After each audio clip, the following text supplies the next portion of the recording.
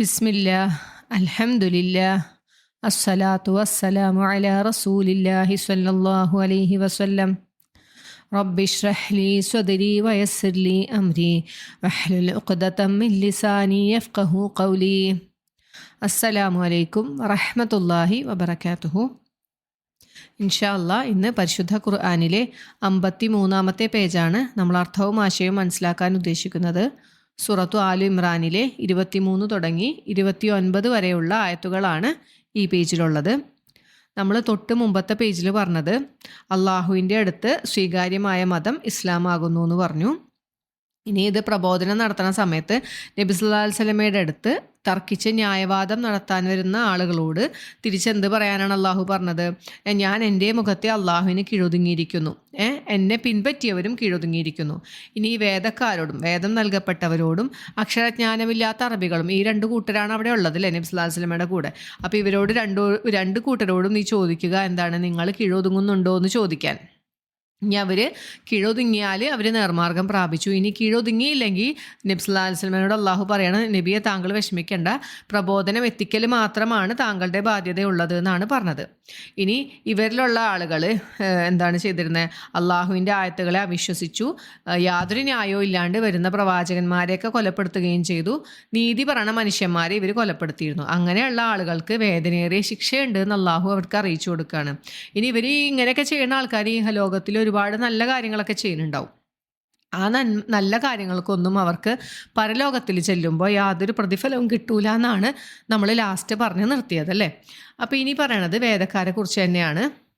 അപ്പോൾ ഇത് അടുത്ത ആയത്തിൽ അള്ളാഹു ചോദിക്കുകയാണ്, നബിയെ താങ്കൾ കാണുന്നില്ലേ വേദഗ്രന്ഥത്തിൽ നിന്നൊരു ഭാഗം കിട്ടിയ ആളുകളെ, അല്ലെങ്കിൽ ആ ഒരു വേദഗ്രന്ഥം ലഭിച്ച ഭാഗ്യവാന്മാരെ താങ്കൾ കാണുന്നില്ലേ എന്നാണ് ചോദിക്കണത്. ഇനി അവരെ അള്ളാഹുവിൻ്റെ ഗ്രന്ഥത്തിലേക്ക് വിളിച്ചാൽ അവരെങ്ങനെയാണ് പ്രതികരിക്കണേന്നാണ് അടുത്ത ആയത്തിൽ അള്ളാഹു പറയണത്. അപ്പോൾ നമുക്ക് ആയത്തൊന്ന് നോക്കാം. أعوذ بالله من الشيطان الرجيم بسم الله الرحمن الرحيم ألم تر إلى الذين أوتوا نصيبا من الكتاب يدعون إلى كتاب الله ليحكم بينهم ثم يتولى فريق منهم وهم معرضون. ഇവിടെ അലം തറ എന്ന് വെച്ചാൽ നീ കണ്ടില്ലേ അല്ലെങ്കിൽ നീ മനസ്സിലാക്കിയില്ലേ എന്നൊക്കെയാണ് ഈ ഒരു വാക്കിൻ്റെ അർത്ഥം. ഇത് നമ്മൾ സൂറത്തുൽ ഫീലിലും ഇങ്ങനെ തന്നെയാണ് തുടങ്ങണം അല്ലേ. അലം തറ കൈഫ ഫഅല റബ്ബുക ബി അസ്ഹാബിൽ ഫീൽ. അപ്പോൾ അവിടെ എന്താ നബി സല്ലല്ലാഹു അലൈഹി വസല്ലം നേരിട്ട് കണ്ട കാര്യമല്ല ഈ ആനക്കലഹ സംഭവം, പക്ഷേ അറിഞ്ഞു കേട്ട അന്നത്തെ ആളുകളുടെ ഇടയിൽ ഭയങ്കര ഫേമസ് ആയ ഒരു കാര്യമാണ്. അപ്പോൾ നീ അറിഞ്ഞിട്ടില്ലേ ഇങ്ങനൊരു സംഭവത്തെക്കുറിച്ച് എന്നാണ് അവിടെ ഉദ്ദേശിക്കുന്നത്. ഇവിടെ എന്താണ് നീ കണ്ടില്ലേ? നബി സല്ലല്ലാഹു അലൈഹി വസല്ലം മുമ്പിലുള്ള ആളുകളെ കുറിച്ചാണ് പറയണത്. നബിയെ താങ്കൾ കണ്ടിട്ടില്ലേ ഈ വേദത്തിൽ നിന്ന് ഒരു ഓഹരി കിട്ടിയ ആളുകളെ അല്ലെങ്കിൽ ഒരു ഭാഗം കിട്ടിയ ആളുകളെ ഉള്ളൊരർത്ഥമുണ്ട്, അല്ലെങ്കിൽ ഭാഗ്യം കിട്ടിയ ആളുകളെ എന്നുണ്ട്. എന്താ വെച്ചാൽ നസീബ് എന്നുള്ള വാക്കിന് രണ്ടർത്ഥമാണുള്ളത്. ഭാഗം എന്നുള്ളൊരർത്ഥമുണ്ട്, അല്ലെങ്കിൽ ഓഹരി എന്നൊരർത്ഥം, അല്ലെങ്കിൽ ഭാഗ്യം എന്നുള്ളൊരു അർത്ഥമുണ്ട്. അപ്പോൾ വേദത്തിൽ നിന്നൊരു ഭാഗം കിട്ടിയതെന്നാണ് പറയണമെങ്കിൽ എന്താ, അന്ന് നബി സല്ലല്ലാഹു അലൈഹി വസല്ലമയുടെ കാലത്ത് ജീവിച്ചിരിക്കണ വേദക്കാരുടെ കയ്യിലുള്ള വേദഗ്രന്ഥം എന്ന് പറഞ്ഞാൽ അള്ളാഹു ഇറക്കിയ അതേപോലെയുള്ള ഗ്രന്ഥമല്ല അല്ലേ. ഒരുപാട് കൈകടത്തലുകളൊക്കെ അതിൽ വന്നിട്ടുണ്ട്. എന്നാൽ അള്ളാഹുവിൻ്റെ വാക്കുകൾ കുറച്ച് ഭാഗം അതിലുണ്ട് താനും. അതുകൊണ്ടാണ് വേദത്തിൽ നിന്നും ഒരു ഭാഗം കിട്ടിയ ആളുകൾ എന്ന് ഉദ്ദേശിക്കുന്നത്. ഇനി ഭാഗ്യം കിട്ടിയ ആളുകൾ എന്ന് പറയുന്നത് എന്താണ്? അവിടെ അറബികളുണ്ടല്ലേ, യാതൊരു വക വേദഗ്രന്ഥവും ഇല്ല, പ്രവാചകന്മാരും ഇല്ലാണ്ട് യാതൊരു അറിവും ഇല്ലാത്ത ആളുകളുണ്ട്. അപ്പോൾ അവരെ അപേക്ഷിച്ച് നോക്കുമ്പോൾ ഈ വേദക്കാരെന്ന് വെച്ചാൽ ഭയങ്കര ഭാഗ്യവാന്മാരാണ്. അവർക്ക് എഴുത്തും വായനയും അറിയാം, അവർക്ക് വേദഗ്രന്ഥം കിട്ടിയിട്ടുണ്ട്, ഒരുപാട് പ്രവാചകന്മാർ അവരിൽ നിന്നൊക്കെ വന്നിട്ടുണ്ട്. അപ്പോൾ അതാണ് ഈ നസീബ് എന്നുള്ള വാക്കിന് രണ്ടർത്ഥത്തിൽ ഉപയോഗിച്ചിട്ടുള്ളത്. അപ്പോൾ അങ്ങനെയുള്ള ഒരു കൂട്ടരെ കണ്ടിട്ടില്ലേ എന്നാണ് നബി സല്ലല്ലാഹു അലൈഹി വസല്ലമയോട് ചോദിക്കണം. ഉണ്ട് യുദ് ഔന, ദ എന്ന് വെച്ചാൽ വിളിച്ചു എന്നാണ്. അപ്പോൾ യുദ് ഔന എന്ന് വെച്ചാൽ മജ്ഹൂലായിട്ടാണ് ഇവിടെ പറയണത്. അവർ വിളിക്കപ്പെടുന്നു അല്ലേ. നബി സല്ലല്ലാഹു അലൈഹി വസല്ലം അവർ വിളിക്കുകയാണ്. എങ്ങോട്ടാണ് വിളിക്കണേ? ഇലാ കിതാബില്ല, അള്ളാഹുവിൻ്റെ ഗ്രന്ഥത്തിലേക്ക് വിളിക്കപ്പെടുന്നു എന്നാണ് പറയണത്. അപ്പോൾ ഇവിടെ അള്ളാഹുവിൻ്റെ ഗ്രന്ഥം ഇലാ കിതാബില്ല എന്ന് പറഞ്ഞതിൽ രണ്ടഭിപ്രായം പറയുന്നുണ്ട്. ഒരഭിപ്രായം പറയണത് ഖുർആനിലേക്ക് അവരെ ക്ഷണിച്ചാൽ എന്നാണ് പറയണത്.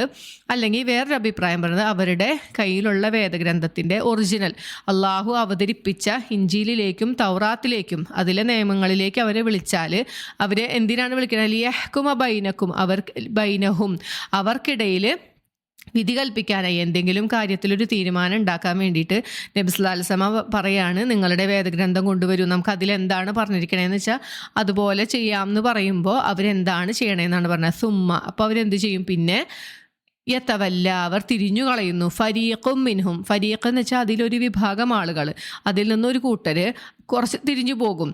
വഹും മുഅരിളൂൻ, അവർ വിമുഖത കാട്ടിക്കൊണ്ട് അവർ തിരിഞ്ഞു പോകും എന്നാണ് പറയണത്. അപ്പോൾ ഇത് അവതരിക്കാനുള്ള ഒരു കാരണം പറയണത് എന്താണ്, ഒരു ജൂത പ്രമാണിയായ ഒരു ആൾക്കെതിരെ വ്യഭിചാര ആരോപണം വന്നു. ആ സമയത്ത് നബി സല്ലല്ലാഹു അലൈഹി വസല്ലമയുടെ അടുത്ത് ഇവർ വിധി കൽപ്പിക്കാൻ വേണ്ടി ഇവർ ചെല്ലുകയാണ്. അന്ന് കാരണം മദീനയിൽ നബി സല്ലല്ലാഹു അലൈഹി വസല്ലമയാണ് നേതാവ് അല്ലേ. അപ്പോൾ നബിയുടെ അടുത്ത് ചെന്നപ്പോൾ നബി സല്ലല്ലാഹു അലൈഹി വസല്ലമ പറഞ്ഞു, ഒരു കാര്യം ചെയ്യും, നിങ്ങളുടെ വേദഗ്രന്ഥം കൊണ്ടുവരൂ, നമുക്ക് അതിലെന്താണോ പറഞ്ഞിട്ടുള്ളത് അതുപോലെ വിധി നടപ്പാക്കാം എന്ന് പറഞ്ഞു. അങ്ങനെ പറഞ്ഞ വഴിക്ക് അവരങ്ങോട്ട് തിരിഞ്ഞു പോയി. എന്താ കാരണം, അവരുടെ വേദഗ്രന്ഥത്തിലും ഈ പറയണ നിയമ നടപടികളൊക്കെ പറഞ്ഞിട്ടുണ്ട്. എന്തൊക്കെയാണ്, വിഗ്രഹങ്ങളെ ആരാധിക്കാൻ പാടില്ല എന്ന് പറഞ്ഞിട്ടുണ്ട്, സ്ത്രീകൾ തലമറയ്ക്കണം എന്ന് നിർബന്ധമാക്കിയിട്ടുണ്ട് അന്നും. പക്ഷേ അവരാരും അത് ചെയ്യണ്ടായിരുന്നില്ല. അതിൽ പറഞ്ഞിട്ടുള്ള എന്താ, സ്ത്രീ ശിരോവസ്ത്രം ഉപയോഗിച്ചില്ലെങ്കിൽ അവൾ മുടി വടിച്ച് കളയട്ടെ എന്നാണ് പറഞ്ഞത്. മുടി മുഴുവനായിട്ടും വടിച്ച് കളഞ്ഞോട്ടെ, അത് തലയിൽ ശിരോവസ്ത്രം ഇടാൻ മടിയുള്ളവർ അത് വടിച്ച് കളയട്ടെ എന്നാണ് പറഞ്ഞിട്ടുള്ളത്. അതുപോലെ തന്നെയാണ് നമ്മുടെ സുന്നത്ത് കർമ്മം, ചേലാകർമ്മം ചെയ്യണതിനെ കുറിച്ചും പറഞ്ഞിട്ടുണ്ട്. 8 ദിവസം പ്രായമാകുമ്പോൾ ചേലാകർമ്മം ചെയ്യണം എന്നാണ് പറഞ്ഞത്. അങ്ങനെ ചേലാകർമ്മം ചെയ്യാത്ത ഒരുവനെ കൊന്നുകളയണം എന്നാണ് ആ വേദഗ്രന്ഥത്തിലൊക്കെ പറഞ്ഞിട്ടുള്ളത്. അപ്പോൾ ഇതൊക്കെ അവർക്കറിയാം. അപ്പോൾ ഈ വ്യഭിചാരം ചെയ്യണ കാര്യത്തിൽ അതിൽ പറഞ്ഞേക്കണം എന്താണ്, വ്യഭിചാരിയായ ഒരാളെ കൊലപ്പെടുത്തണം എന്നാണ് പറഞ്ഞിട്ടുള്ളത്. വ്യഭിചാരിയായ സ്ത്രീയെയും വ്യഭിചാരിയായ പുരുഷനെയും കൊലപ്പെടുത്തണം എന്നാണ് അതിൽ പറഞ്ഞിട്ടുള്ളത്. അപ്പോൾ അതവർക്ക് അറിയാവുന്നത് കൊണ്ട് അതനുസരിച്ച് നമുക്ക് ശിക്ഷ നടപ്പാക്കാമെന്ന് പറഞ്ഞപ്പോൾ അവർ തിരിഞ്ഞു പോയി. ഒന്നും അറിയാത്ത പോലെ അവരങ്ങോട്ട് തിരിഞ്ഞു പോയി. അപ്പോൾ അവർക്ക് കാര്യം അറിയാണ്ടല്ല. അതാണ് ഈ ആയത്ത് അവതരിക്കാനുള്ള ഒരു സംഭവം പറയണത്. പിന്നെ ഒരു സംഭവം പറയണത്, നബി സല്ലല്ലാഹു അലൈഹി വസല്ലമ ജൂതന്മാരുടെ അടുത്ത് പ്രബോധനത്തിന് വേണ്ടി ചെന്നപ്പോൾ ഒരു ജൂത പണ്ഡിതൻ വന്നിട്ട് ചോദിച്ചു, ഏതാണ് നിൻ്റെ മതം എന്ന് ചോദിച്ചു. അപ്പോൾ നബി സല്ലല്ലാഹു അലൈഹി വസല്ലമ മറുപടി പറഞ്ഞു, ഞാൻ ഇബ്രാഹിം അലൈഹി സ്വലാമിൻ്റെ മതത്തിലാണ് എന്ന് പറഞ്ഞപ്പോൾ ഈ ജൂതനായ പുരോഹിതൻ വന്ന് പറയാണ്, ഇബ്രാഹിം നബി അലൈഹി സ്വലാം ജൂതനാണല്ലോ എന്ന് പറഞ്ഞു. അപ്പോൾ നബി സല്ലല്ലാഹു അലൈഹി വസല്ലമ പറഞ്ഞു, ഒരു കാര്യം ചെയ്യ്, താങ്കളുടെ വേദഗ്രന്ഥം കൊണ്ടുവരും, നമുക്കൊന്ന് പരിശോധിക്കാം എന്ന് പറഞ്ഞു. അങ്ങനെ പറഞ്ഞ വഴിക്ക് പിന്നെ ആള് വേദഗ്രന്ഥം കൊണ്ടുവന്നില്ല, പിന്നെ സംസാരത്തിന് വന്നില്ല. ഈ ഒരു പശ്ചാത്തലത്തിലാണ് ഈ ഒരു ആയത്ത് അവതരിച്ചതെന്നും അഭിപ്രായമുണ്ട്. എന്തായാലും വേദക്കാർക്കൊരു വിചാരമുണ്ട്, അവർക്കാണ് പ്രവാചകത്വം ഒക്കെ കിട്ടണത്, അധികാരമൊക്കെ അവർക്കാണ്. അപ്പം എല്ലാത്തിൻ്റെയും കുത്തകാവകാശം അവർക്കായതുകൊണ്ട് അവരാണ് അള്ളാഹുവിൻ്റെ ഏറ്റവും അടുത്ത ആളുകൾ എന്ന് അവർക്കൊരു ചിന്തയുണ്ട്. ഈ സത്യവിശ്വാസികളെ നോക്കുമ്പോൾ അവർ എപ്പോഴും ദരിദ്രന്മാരും എപ്പോഴും ബുദ്ധിമുട്ടൊക്കെ അനുഭവിച്ചുകൊണ്ടിരിക്കുന്ന ആളുകളാണ്. അപ്പോൾ അവരെ നോക്കിയിട്ട് ഇവർ പറയും, നിങ്ങൾ അള്ളാഹുവിൻ്റെ ആൾക്കാരാണെങ്കിൽ നിങ്ങളല്ലേ ഏറ്റവും സുഖമായിട്ട് ജീവിക്കേണ്ട ആളുകൾ എന്ന് പറഞ്ഞിട്ട് ഇവരെ കളിയാക്കാറുണ്ടായിരുന്നു. അപ്പോൾ ഈ ഒരു പശ്ചാത്തലത്തിലൊക്കെയാണ് ഈ ഒരു ആയത്ത് അവതരിച്ചത് എന്നാണ് മനസ്സിലാക്കേണ്ടത്. അപ്പം ഇനി ഇവരിങ്ങനെ ചെയ്യാൻ, ഈ തിരിഞ്ഞു കളയാനുള്ള കാരണം എന്താണെന്നാണ് അടുത്ത ആയത്തിൽ അള്ളാഹു പറയണത്. ഇവരുടെ പുരോഹിതന്മാർ ഇവർക്ക് പറഞ്ഞു കൊടുത്തിട്ടുണ്ട്, എന്താ, നിങ്ങൾ ഇന്ന മതസ്ഥനായാൽ മതി, അപ്പോൾ സ്വർഗത്തിലാണ്, നിങ്ങൾ ഒരിക്കലും നിങ്ങളെ നരകം സ്പർശിക്കുകയില്ല എന്നാണ് അവർ പറഞ്ഞു പഠിപ്പിച്ചിട്ടുള്ളത്. ഇനി അഥവാ നരകത്തിൽ പോവുകയാണെങ്കിൽ തന്നെ വളരെ കുറച്ച് ദിവസങ്ങൾ മാത്രമേ നിങ്ങൾ നരകത്തിൽ കിടക്കേണ്ടി വരുള്ളൂ. ആ ഒരു വിശ്വാസത്തിൻ്റെ പുറത്താണ് ഇവരിങ്ങനെ ഈ നിയമങ്ങളൊക്കെ പറയുമ്പോൾ അതിൽ നിന്നൊക്കെ തിരിഞ്ഞു പോകണം. ഇങ്ങനെയൊക്കെ ചെയ്താലൊന്നും കുഴപ്പമില്ല, ഞങ്ങൾ അവിടെ ചെന്ന് കഴിഞ്ഞിട്ടുണ്ടെങ്കിൽ ഞങ്ങൾ കുറച്ച് ദിവസമൊക്കെ നരകത്തിൽ കിടന്നാൽ മതി എന്നൊരു ചിന്താഗതി കൊണ്ടാണ്. അപ്പോൾ അള്ളാഹു പറയാണ്, ഈ പുരോഹിതന്മാരും അല്ലെങ്കിൽ മതത്തിൽ കെട്ടിച്ചമച്ചുണ്ടാക്കിയ ആളുകൾ ഇവരെ വഞ്ചിച്ചിരിക്കുകയാണെന്നാണ് അള്ളാഹു അടുത്ത ആയത്തിൽ പറഞ്ഞു തരുന്നത്. ആയത്ത് നമുക്ക് നോക്കാം. ذلك بأنهم قالوا لن تمسنا النار إلا أياما معدودات وغرهم في دينهم ما كانوا يفترون. പദാലിക്ക എന്ന് വെച്ചാൽ അത് ബി അന്നഹും അവർ ആയതുകൊണ്ടാണ്. ബി എന്ന് വെച്ചാൽ കൊണ്ട്, അന്ന നിശ്ചയമായും, ഹും അവർ.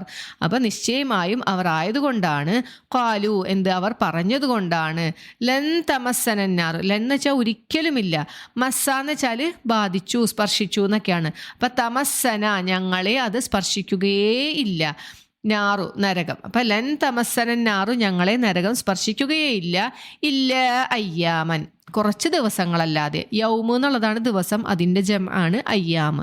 അപ്പോൾ കുറച്ച് ദിവസങ്ങളല്ലാതെ ഞങ്ങളെ നരകം സ്പർശിക്കുകയില്ല. മഅദൂദാത്ത് അദദാന്ന് വെച്ചാൽ എണ്ണം എന്നാണ്. അപ്പം മഅദൂദാത്ത് എണ്ണപ്പെട്ട അല്ലെങ്കിൽ ഒരു നിശ്ചിത എണ്ണം ദിവസമല്ലാണ്ട് ഞങ്ങൾ നരകത്തിൽ കിടക്കേണ്ട വരൂല എന്നാണ് അവർ പറഞ്ഞുകൊണ്ടിരുന്നത്. വഗറഹും ഗറ എന്ന് വെച്ചാൽ വഞ്ചിച്ചു എന്നാണ് അർത്ഥം. അപ്പം അവരെ വഞ്ചിച്ചിരിക്കുന്നു ഫി ദീനിഹിം അവരുടെ മതത്തിൽ മാ കാനു യഫ്തറൂൻ എന്താണോ അവർ കെട്ടിച്ചമച്ചുണ്ടാക്കിയത്. കാരണം ഈ നിയമങ്ങളൊക്കെ ഇങ്ങനെയൊക്കെയുള്ള കാര്യങ്ങൾ അവർ കെട്ടിച്ചമച്ചുണ്ടാക്കിയതാണ്, ഒരിക്കലും അവർ വേദഗ്രന്ഥത്തിൽ അങ്ങനെ പറഞ്ഞിട്ടില്ല. അപ്പം എന്താണോ അവർ കെട്ടിച്ചമച്ചുണ്ടാക്കിയത് അത് അവരെ വഞ്ചിച്ചിരിക്കുകയാണ് എന്നാണ് അള്ളാഹു നമുക്ക് പറഞ്ഞു തരുന്നത്. ഇനി അള്ളാഹു നമുക്ക് ഒന്ന് ആലോചിക്കാൻ വേണ്ടി പറഞ്ഞു തരാണ്.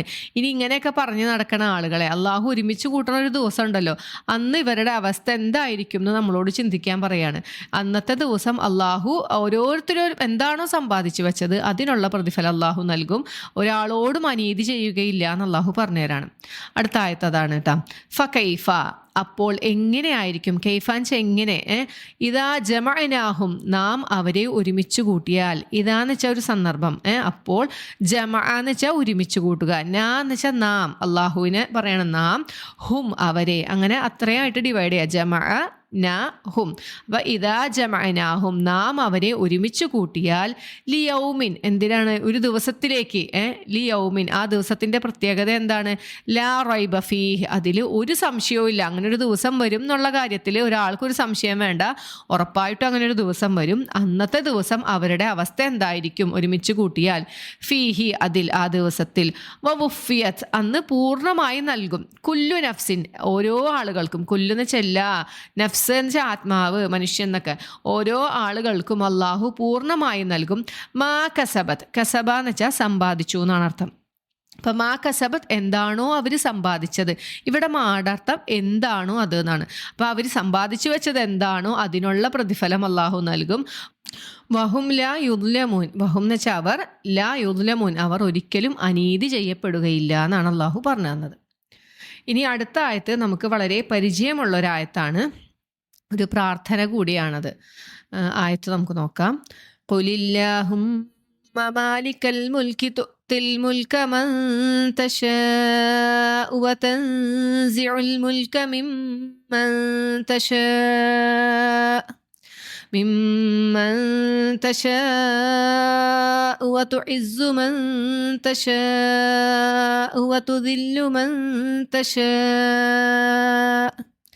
ബിയദിക്കൽ ഖൈർ ഇന്നക അലാ കുല്ലി ഷൈഇൻ ഖദീർ. ഇതിൽ അള്ളാഹു പറയണത് ഈ രാജ്യത്വത്തിൻ്റെ ഉടമസ്ഥനായ അള്ളാഹുവിനോട് നമ്മൾ പ്രാർത്ഥിക്കുകയാണ്. അള്ളാഹുവിൻ്റെ ഗുണവിശേഷണങ്ങൾ എടുത്തു പറയാണ്. ഇങ്ങനെ ഒരാൾ വേറെ ആരെങ്കിലും ഉണ്ടോ? ഇല്ല അല്ലേ. ഈ എല്ലാത്തിൻ്റെയും ഉടമസ്ഥനായ രാജാധിപതിയായ അള്ളാഹുവിനെ വിളിച്ച് പ്രാർത്ഥിക്കുകയാണ്. നീയാണ് രാജ്യത്വത്തെ നൽകുന്നത്, ആളുകളിൽ നിന്നും ഉദ്ദേശിക്കുന്നവരെ നീ രാജ്യത്വം നൽകുന്നു. ഇനി നീ ഉദ്ദേശിക്കുന്നവരിൽ നിന്നും നീ അത് എടുത്തു നീക്കുകയും ചെയ്യുന്നു. ഈ അധികാരം നൽകണത് ആരാണ്? അള്ളാഹു ആണ്. അള്ളാഹു ഉദ്ദേശിക്കുന്നവർക്ക് നൽകുന്നു, അള്ളാഹു ഉദ്ദേശിക്കുന്നവരിൽ നിന്നും നീ അധികാരത്തെ എടുത്തു കളയുകയും ചെയ്യുന്നു. ഇനി ചില ആളുകളെ അള്ളാഹു പ്രതാപമുള്ളവരാക്കുന്നു, ചില ആളുകളെ അള്ളാഹു ഉദ്ദേശിക്കുന്നവരെ നിന്ദ്യരാക്കുകയും ചെയ്യുന്നു. അള്ളാഹുവിൻ്റെ കൈവശമാണ് നന്മയുള്ളത്, നിശ്ചയമായും അള്ളാഹു എല്ലാ കാര്യത്തിനും കഴിവുള്ളവനാണെന്നാണ് ഈ ആയത്തിൽ നമുക്ക് പറഞ്ഞു തരുന്നത്. അപ്പോൾ ഈ ഒരു പ്രാർത്ഥന പ്രാർത്ഥിച്ചാൽ നമുക്ക് ഉത്തരം കിട്ടാതിരിക്കുകയില്ല എന്നാണ് തൊബ്രാനിയൊക്കെ ഉദ്ധരിച്ചിട്ടുള്ള ഹദീസുകളിൽ നിന്ന് മനസ്സിലാകുന്നത്. അപ്പോൾ ഇത് ഏറ്റവും ശ്രദ്ധേയമായൊരു പ്രാർത്ഥനയാണ്. പിന്നെ ഈ ആയത്ത് അവതരിക്കാൻ 2 പശ്ചാത്തലം പറയുന്നുണ്ട്. അതിലൊരെണ്ണം പറയണത് മക്ക വിജയത്തിൻ്റെ സമയത്ത്, മക്കം ഫതഹിൻ്റെ സമയത്ത് നബി സല്ലല്ലാഹു അലൈഹി വസല്ലം അങ്ങനെ പറഞ്ഞു, എന്താണ്, പേർഷ്യയും റോമും ഒക്കെ പിടിച്ചടക്കിയിരുന്നെങ്കിൽ എത്ര നന്നായിരുന്നു എന്ന് പറഞ്ഞു. അതൊക്കെ നബി സല്ലല്ലാഹു അലൈഹി വസല്ലമയുടെ അധീനതയിൽ അല്ലെങ്കിൽ ഇസ്ലാമിൻ്റെ അധീനതയിൽ വന്നിരുന്നെങ്കിൽ എത്ര നന്നായിരുന്നു എന്ന് പറഞ്ഞു.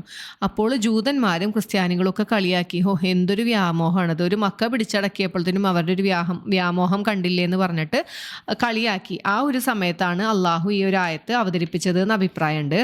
പിന്നെ പറയണത് അഹ്സാബ് യുദ്ധം നടക്കുന്ന സമയത്ത്, അഹ്സാബ് യുദ്ധം എന്ന് വെച്ചാൽ ഒരുപാട് സഖ്യകക്ഷികളൊക്കെ കൂടി ചേർന്നുകൊണ്ട് വന്ന ഒരു യുദ്ധമാണ്. ആ യുദ്ധത്തിൻ്റെ സമയത്ത് സ്വഹാബികൾ ഒരു പാറക്കല്ലിനെ പൊട്ടിക്കാനായിട്ട് നോക്കിയിട്ട് പറ്റുന്നുണ്ടായില്ല. അപ്പം നബി സല്ലല്ലാഹു അലൈഹി വസല്ലമ വന്നിട്ട് പറഞ്ഞു, അല്ലാഹു അക്ബർ എന്ന് പറഞ്ഞിട്ട് പറഞ്ഞു, ഷ്യാമിലെ കോട്ടകളെല്ലാം വിജയിക്കട്ടെ എന്ന് പറഞ്ഞു. അങ്ങനെ ഒരു അടിയടിച്ചു പാറായ്മ. പിന്നെ വീണ്ടും പറഞ്ഞു അല്ലാഹു അക്ബർ എന്ന് പറഞ്ഞിട്ട് പറഞ്ഞു, റോമിലെ ചുവന്ന കോട്ടകളൊക്കെ വിജയിക്കട്ടെ എന്ന് പറഞ്ഞു. രണ്ടാമത് അടിയടിച്ചു. മൂന്നാമത് പറഞ്ഞു അല്ലാഹു അക്ബർ എന്ന് പറഞ്ഞിട്ട് യമനിലെ സ്വൻആയിലെ കോട്ടകളൊക്കെ വിജയിക്കട്ടെ എന്ന് പറഞ്ഞു. എന്നിട്ട് മൂന്നാമതൊരു അടിയടിച്ചു. അപ്പോഴാണ് ഈ പാറ പിളർന്നത് എന്നാണ് പറഞ്ഞത്. ഇത് കണ്ടപ്പോൾ സത്യനിഷേധികളൊക്കെ നബി സല്ലല്ലാഹു അലൈഹി വസല്ലമയെ പരിഹസിച്ചു. ആ സമയത്താണ് ഈ ഒരു ആയത്ത് അവതരിച്ചതെന്നും അഭിപ്രായമുണ്ട്. എന്താണെങ്കിലും അള്ളാഹു പറയണത് എന്താണ്? അള്ളാഹു ഉദ്ദേശിക്കുന്നവർക്ക് അധികാരം നൽകും, അള്ളാഹു ഉദ്ദേശിക്കുന്നവരിൽ നിന്നും അധികാരം എടുത്തു കളയുകയും ചെയ്യും എന്നാണ്. അപ്പോൾ നമ്മളും എപ്പോഴും ജീവിതത്തിൽ മനസ്സിലാക്കേണ്ട കാര്യമാണല്ലേ. നമ്മുടെ ചുറ്റുപാട് നോക്കുമ്പോൾ നമുക്കറിയാം, ചില ആളുകൾ എന്നും പ്രതാപമുള്ളവരായിട്ട് കുറേ കാലം അവർ ഭയങ്കര പ്രതാപികളായിരിക്കും അല്ലേ. പിന്നെ അള്ളാഹു അവരിൽ നിന്ന് അവരെ ക്ഷയിപ്പിച്ച് കളയും. അവരിൽ നിന്ന് അതെടുത്ത് മാറ്റിയിട്ട് തീരെ നിന്ദ്യരായി കിടന്നിരുന്ന ആളുകളെ അള്ളാഹു ഉയർത്തുന്നുണ്ട്. അപ്പോൾ അതൊക്കെ നമുക്ക് എന്താണ് ഈ ഒരു കാലഘട്ടത്തിൽ തന്നെ നമുക്ക് നമ്മുടെ ചുറ്റും നോക്കിയാൽ മനസ്സിലാവുന്ന ഒരു കാര്യമാണ്. അപ്പോൾ അതാണ് അള്ളാഹു പറയണത് ഇവിടെ. കുൽ എന്ന് വെച്ചാൽ നീ പറയുക അല്ലെങ്കിൽ പ്രസ്താവിക്കുക എന്ന് പറഞ്ഞിട്ടാണ് പറയണത്. പല പ്രാർത്ഥനകളും അള്ളാഹു കുൽ എന്ന് പറഞ്ഞിട്ട് പറഞ്ഞിട്ടുണ്ട്. നമ്മളെ മാതാപിതാക്കൾക്ക് വേണ്ടിയുള്ള പ്രാർത്ഥന, റബ്ബിർഹംഹുമാ കമാ റബ്ബയാനി സഗീറ, പിന്നെ കുൽ ഹസ്ബി അല്ലാഹു വനിഅമൽ വക്കീൽ, അങ്ങനെ പ്രാർത്ഥനകൾ പറയുമ്പോഴൊക്കെ കുൽ എന്ന് അള്ളാഹു പ്രയോഗിക്കാറുണ്ട്. അപ്പം എന്താണ് നീ പറയുക, അല്ലാഹുമ്മ മാലിക്കൽ മുൽക്ക്, രാജാധിപത്യത്തിൻ്റെ ഉടമസ്ഥനായ അള്ളാഹുവേ, തുഅത്തിൽ മുൽക്ക, നീയാണ് രാജ്യത്വം അല്ലെങ്കിൽ അധികാരം നൽകുന്നത്, മൻ തശാഉ, എന്ന് വെച്ചാൽ ഉദ്ദേശിക്കുക എന്നാണ് അർത്ഥം. അപ്പം നീ ഉദ്ദേശിക്കുന്നവർക്ക്, വതൻസിഉ, നസഅ എന്ന് വെച്ചാൽ നീക്കുക, ഊരുക എന്നൊക്കെയാണ് അർത്ഥം. വതൻസിഉൽ മുൽക്ക, നീ അധികാരത്തെ അല്ലെങ്കിൽ രാജ്യത്വത്തെ നീക്കിക്കളയുകയും ചെയ്യുന്നു, മിമ്മൻ തശാഉ, നീ ഉദ്ദേശിക്കുന്നവരിൽ നിന്നും. വതുഇസ്സു മൻ തശാഉ, എന്താണ് ഇസ്സത്ത്, പ്രതാപം അല്ലേ. വതുഇസ്സു എന്ന് വെച്ചാൽ നീ പ്രതാപം നൽകുകയും ചെയ്യുന്നു, മൻ തശാഉ, നീ ഉദ്ദേശിക്കുന്നവർക്ക്, വതുദില്ലു മൻ തശാഉ, നീ ഉദ്ദേശിക്കുന്നവരെ നീ നിന്ദ്യരാക്കുകയും ചെയ്യുന്നു, ബിയദിക്കൽ ഖൈർ, എല്ലാ നന്മയും നിന്റെ കയ്യിലാണുള്ളത്, ഇന്നക അലാ കുല്ലി ഷൈഇൻ ഖദീർ, നിശ്ചയമായും നീ എല്ലാ കാര്യത്തിനും കഴിവുള്ളവനാകുന്നു എന്നാണ് അള്ളാഹുവിൻ്റെ സവിശേഷതകളാണ് പറഞ്ഞത്. അടുത്ത ആയത്തിലും ഇതിൻ്റെ ഒരു കണ്ടിന്യൂവേഷൻ തന്നെയാണ് ഈ പ്രാർത്ഥന. ഈ രണ്ടായത്തുകളിലായിട്ടാണ് ഉള്ളത്. അടുത്ത ആയത്തിലും അള്ളാഹുവിൻ്റെ മഹത്വത്തെ തന്നെയാണ് പറയണത്. ഇതിൽ പറയണത് എന്താണെന്ന് വെച്ചാൽ, രാത്രിയെ പകലിൽ പ്രവേശിപ്പിക്കുന്നത് ആരാണ്? അള്ളാഹു ആണ്. അതുപോലെ തന്നെ പകലിനെ രാത്രിയിലും പ്രവേശിപ്പിക്കുന്നു. അള്ളാഹു ജീവനുള്ളതിൽ നിന്നും ജീവനില്ലാത്തതിനെ പുറത്തു കൊണ്ടുവരുന്നു. ഇനി ജീവനില്ലാത്ത സാധനത്തിൽ നിന്നും ജീവനുള്ള സാധനങ്ങളെയും പുറത്തു കൊണ്ടുവരുന്നുണ്ട് അല്ലേ. നമ്മുടെ ചുറ്റുപാട് നോക്കിയാൽ തന്നെ നമുക്കറിയാം. നമ്മുടെ സൃഷ്ടിപ്പ് തന്നെ നോക്കിയേ, ഒരു ഇന്ദ്രിയത്തുള്ളിൽ, ജീവനില്ലാത്തൊരു ഇന്ദ്രിയത്തുള്ളിയിൽ നിന്നാണ് മനുഷ്യനാകുന്ന ജീവനുള്ള നമ്മളെയൊക്കെ ഉണ്ടാക്കിയതല്ലേ. ഈ മനുഷ്യനിൽ നിന്ന് തന്നെയാണ്, ഈ ജീവനുള്ള നമ്മളിൽ നിന്ന് തന്നെയാണ് ജീവനില്ലാത്ത ഈ ഒരു ഇന്ദ്രിയത്തുള്ളിയും വരുന്നത്. അതുപോലെ തന്നെ വിത്തിൽ നിന്ന് ചെടി മുളയ്ക്കണം. വിത്തിന് ജീവനില്ലാത്തൊരു വിത്ത്, അതിനെ നമ്മൾ ചെടിയായി, ജീവനുള്ള ചെടിയായി അല്ലെങ്കിൽ വലിയ വലിയ മരങ്ങളായിട്ട് വരുന്നുണ്ട് അല്ലേ. അതുപോലെ തന്നെ പക്ഷികൾ എങ്ങനെ ഉണ്ടാവണം, എങ്ങനെ മുട്ട വിരിഞ്ഞിട്ടാണ്. ഈ മുട്ട, ജീവനില്ലാത്ത മുട്ടയിൽ നിന്നാണ് ജീവനുള്ള ഈ പക്ഷി വരുന്നത്. ഈ പക്ഷിയിൽ നിന്ന് തന്നെയാണ് ഈ മുട്ടയും അല്ലേ. അതൊക്കെ നമ്മുടെ ചുറ്റുപാട് നടക്കുന്ന കാര്യങ്ങളാണ്. അപ്പോൾ അതൊക്കെയാണ് ഈ ആയത്തിൽ പറയണത്. ഇനി അള്ളാഹു എന്താണ് ഉദ്ദേശിക്കുന്നവർക്ക് കണക്കില്ലാതെ ഉപജീവനം നൽകുന്നു എന്നാണ് ഈ ആയത്തിൽ അള്ളാഹു പറഞ്ഞു തരുന്നത്. ആയത്ത് നമുക്കൊന്ന് നോക്കാം. തൂലിജുൽ ലൈല ഫിന്നഹാരി വതൂലിജുൻ നഹാറ ഫിൽ ലൈൽ വതുഖ്രിജുൽ ഹയ്യ മിനൽ മയ്യിതി വതുഖ്രിജുൽ മയ്യിത മിനൽ ഹയ്യി വതർസുഖു മൻ തശാഉ ബിഗൈരി ഹിസാബ്. ഇവിടെ തൂലിജു, അവിടുത്തെ വാക്ക് ഔലജ എന്നാണ്. ഔലജ എന്ന് വെച്ചിട്ടുണ്ടെങ്കിൽ കുറേശ്ശെയായി ചേർന്ന് ഒന്നാകുക എന്നാണ് അർത്ഥം. ഇവിടെ നീ പ്രവേശിപ്പിക്കുന്നു എന്നൊക്കെ പറയും. അതെങ്ങനെയാണ്? ഇപ്പോൾ രാത്രിനെ പകലിലോട്ട് അള്ളാഹു എങ്ങനെയാക്കണം? നമ്മളിപ്പോൾ ഒരു സ്വിച്ച് ഇട്ട പോലെ ലൈറ്റ് കത്തുക അല്ലെങ്കിൽ സ്വിച്ച് ഇട്ട പോലെ പ്രകാശങ്ങൾ ഇല്ലാണ്ടാവുക അല്ല ചെയ്യണം അല്ലേ. നമ്മളിപ്പോൾ പകലിനെ രാത്രിയിലോട്ട് കൊണ്ടുവരുന്നത് എങ്ങനെയാണ്? സന്ധ്യയായി പതുക്കെ ആ ഇരുട്ടിലോട്ട് ചേർത്ത് കൊണ്ടുവന്നിട്ടാണ് ആ ഇരുട്ടാക്കണത്. അതാണ് ഇവിടെ ഉദ്ദേശിക്കുന്നത്. ഔലജ എന്നുള്ള വാക്കിൻ്റെ അർത്ഥതാണ് കുറേശ്ശെയായി ചേർത്ത് അങ്ങോട്ട് ഒന്നാക്കുക എന്നർത്ഥം.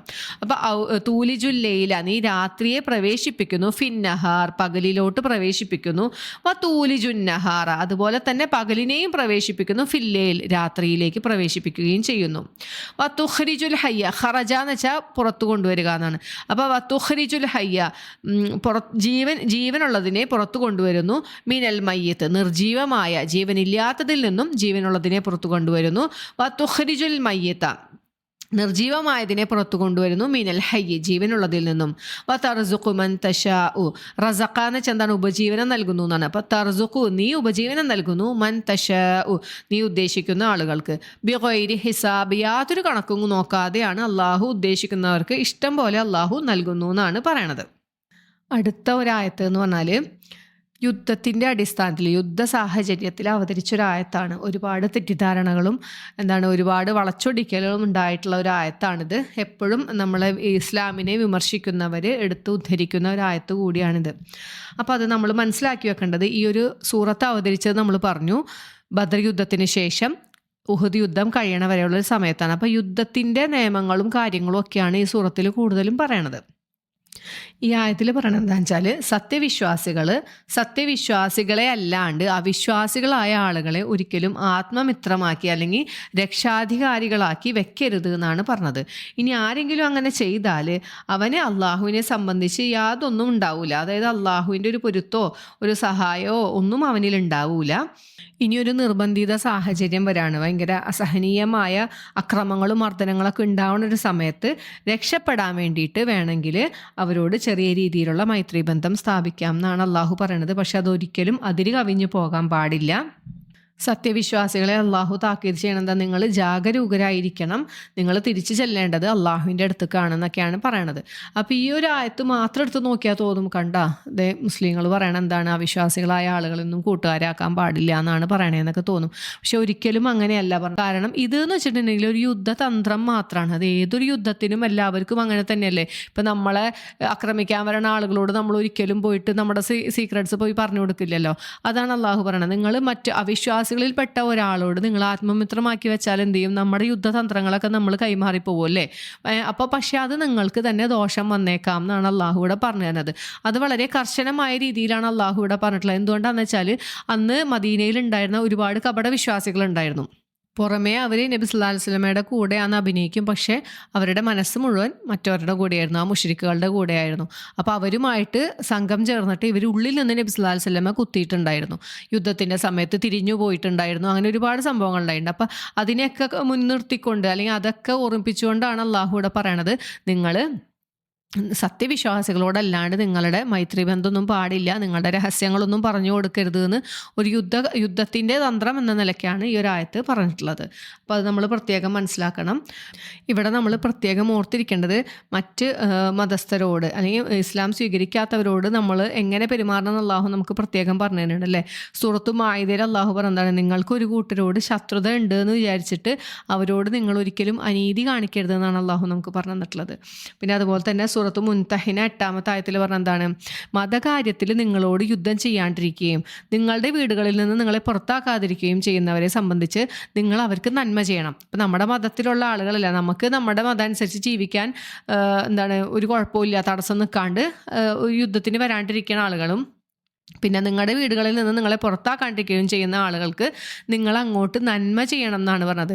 അവരോട് നിങ്ങൾ നീതി പുലർത്തണം, അള്ളാഹു നീതി പാലിക്കുന്നവരാണ് ഇഷ്ടപ്പെടുന്നതെന്നൊക്കെ നമ്മൾ ഓർമ്മിപ്പിക്കേണ്ടത്. അപ്പോൾ ഇതൊക്കെ ഓർമ്മിച്ചുകൊണ്ട് വേണം ഈ ഒരു ആയത്ത് മനസ്സിലാക്കാമെന്ന് പ്രത്യേകം ഉണർത്തുകയാണ്. ഇനി അടുത്ത ഒരു ആയത്ത് പറയണത് എന്താണ്, നിങ്ങളുടെ ഹൃദയങ്ങളിലുള്ളത് നിങ്ങൾ മറച്ചു വെച്ചാലും നിങ്ങളത് വെളിവാക്കിയാലും അതെല്ലാം അള്ളാഹു അറിയുന്നുണ്ട് എന്നാണ് അള്ളാഹു പറയണത്. പിന്നെ അത് ആകാശങ്ങളിലും ഭൂമിയിലും ഉള്ളതായ എല്ലാ കാര്യങ്ങളും അള്ളാഹു അറിയുന്നു. അള്ളാഹു എല്ലാ കാര്യത്തിനും കഴിവുള്ളവനാണെന്ന്. നമ്മൾ മനസ്സിലൊരു കാര്യം വെച്ചിട്ട് പുറമേ എന്ത് കാണിച്ചിട്ടും കാര്യമൊന്നുമില്ല, അള്ളാഹു നിങ്ങളുടെ മനസ്സിലുള്ളതിനൊക്കെ അറിയുന്നുണ്ട് എന്നാണ് നമ്മളോട് പറഞ്ഞു തരുന്നത്. കുൽ പറയുക, ഇൻ തുഖ്ഫു, ഖഫിയ എന്ന് വെച്ചാൽ മറച്ചു വെക്കുക.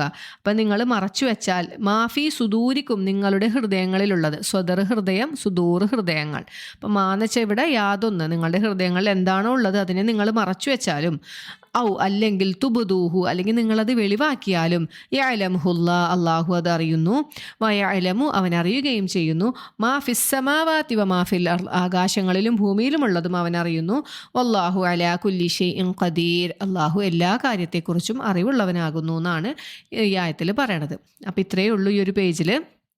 അപ്പോൾ ഇതിൽ ആദ്യം പറഞ്ഞത് എന്താണ്, വേദഗ്രന്ഥം നൽകപ്പെട്ട ആളുകളെ കുറിച്ചാണ്. അവരോട് അതനുസരിച്ച് വിധി കൽപ്പിക്കുക എന്ന് പറയുമ്പോൾ അവർ തിരിഞ്ഞു പോകുമെന്ന് പറഞ്ഞു.